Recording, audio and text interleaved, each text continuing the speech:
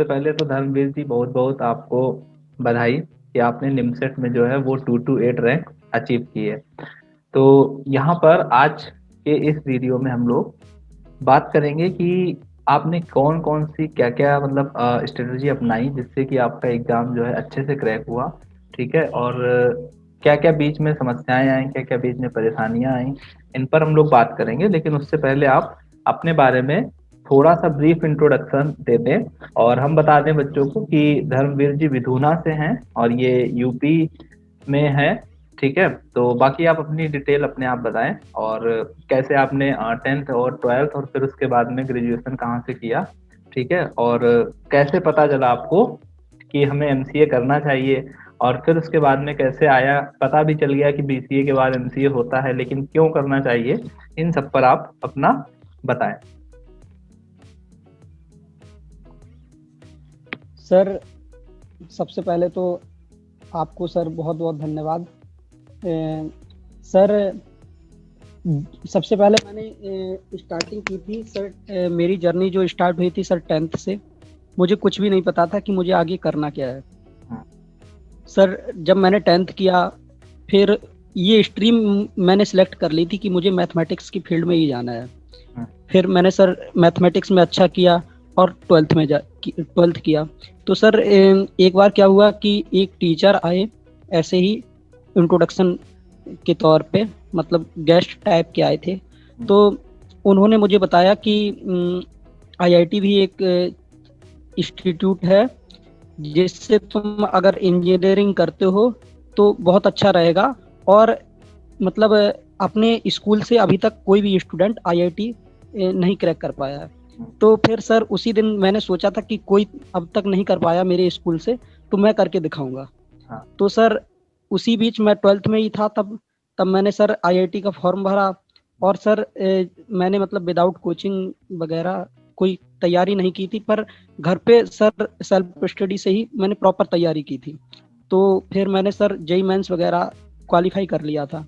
फिर क्या हुआ सर, जेई मेंस वगैरह क्वालिफाई कर लिया पर एनआईटी वगैरह नहीं मिला जब काउंसलिंग वगैरह कराई थी।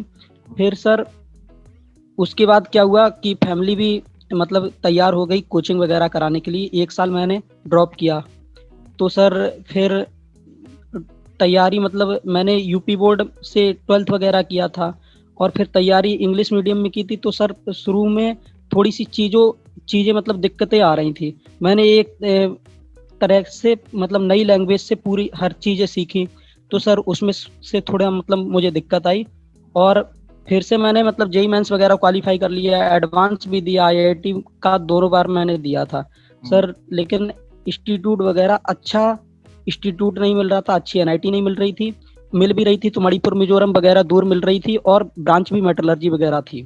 तो सर मेरे मुताबिक नहीं थी। तो फिर मैंने 1 साल और ड्रॉप किया, जेई मेंस दिया, उसमें भी फिर सर नहीं हुआ। फिर मैं मतलब सर परेशान हो गया था एक तरह से। फिर मैंने देव संस्कृति विश्वविद्यालय जो शांति कुंज हरिद्वार में है, वहाँ पे मैंने बीसीए में एडमिशन ले लिया सर। फिर वहाँ से सर मेरी एक नई जर्नी स्टार्ट हुई, जो मैं मतलब एक तरीके से थका आ रहा था। तो सर वहाँ से मुझे एक तरीके से पॉजिटिव एनर्जी मिली, काम करने का जज्बा मिला। वहाँ पे एक नया कोर्स होता है लाइफ मैनेजमेंट। तो सर उसमें टाइम मैनेजमेंट, स्ट्रेस मैनेजमेंट और असफलता मतलब असफलता जब हाथ आ जाती है तो सर उसमें अपने आप को कैसे डील करना है, कैसे सफल होना है। सफल होना मायने रखता तो है, पर सफल होने के लिए जो मतलब जो चीज़ें चाहिए होती हैं वो अपने अंदर कैसे डेवलपमेंट करें। तो सर ये चीज़ें सिखाई जाती थी, तो उससे मुझे काफ़ी कुछ सीखने को मिला।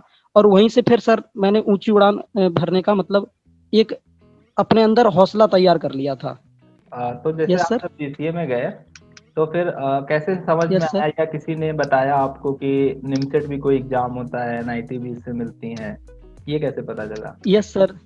यस सर, फाइनल ईयर में जब मैं था सर, तो एक मतलब सीनियर भैया थे।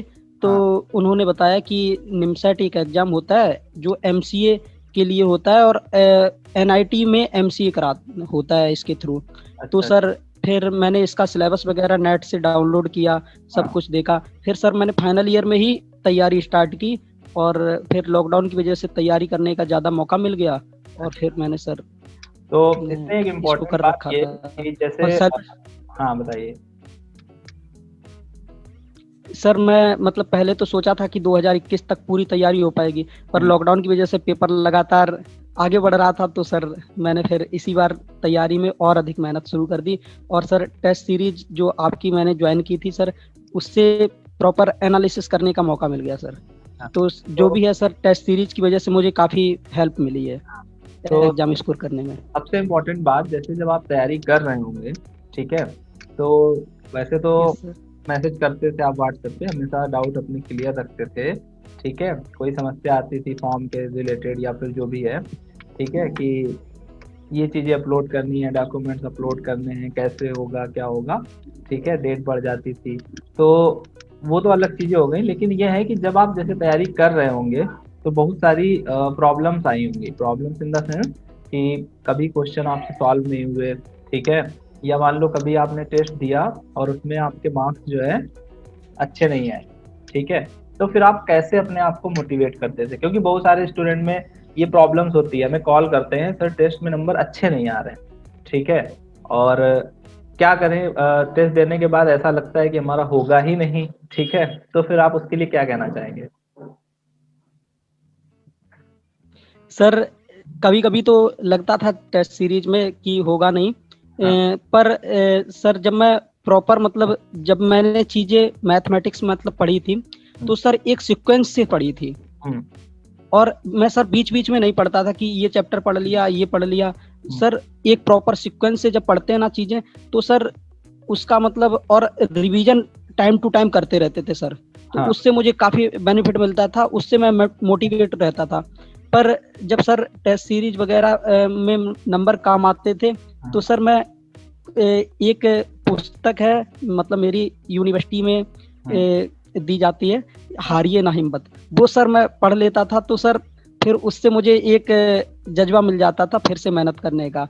और मैं सोचता था कि पहले कभी नहीं हुआ तो कोई बात नहीं, अब तो होगा, इस बार मैं करके दिखाऊंगा, इस बार नहीं होगा तो अगली बार ट्राई करेंगे।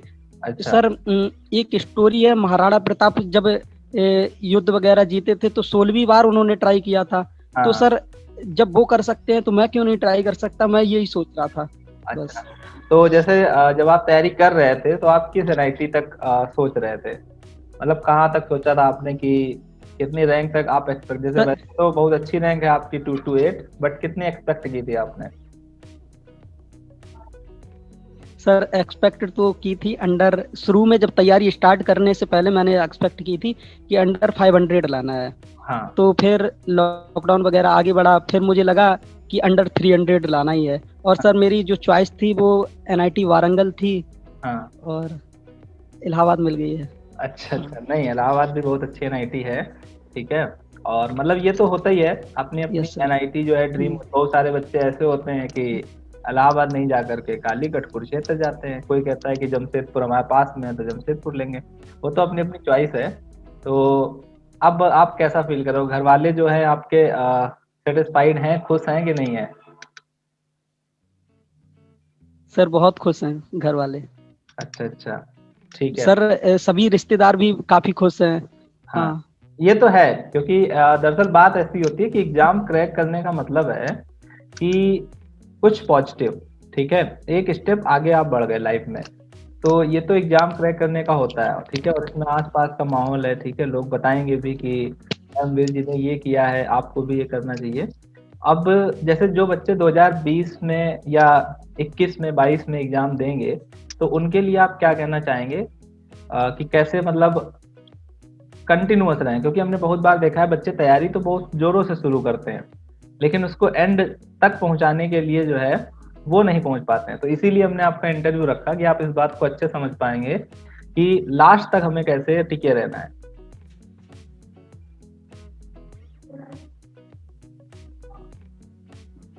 सर जैसे बच्चों को ये ध्यान रखना चाहिए, जो पहली बात जो ग्रेजुएशन में अभी हैं, किसी हम्म, भी ईयर में हैं, हम्म, वो पहले डिसाइड कर लें कि उन्हें एमसीए करना है या हम्म, जॉब करना है।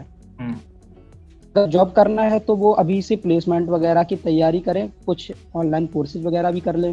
हाँ। अगर उनको एमसीए करना है तो एमसीए के प्रीवियस ईयर के जो क्वेश्चन पेपर है उनका पेपर का एनालिसिस कर ले, और एनालिसिस कर ले, फिर खुद का भी एनालिसिस कर ले कि उनको कितना कितना आता है और क्या क्या कितने कितने सब में पढ़ना है सर।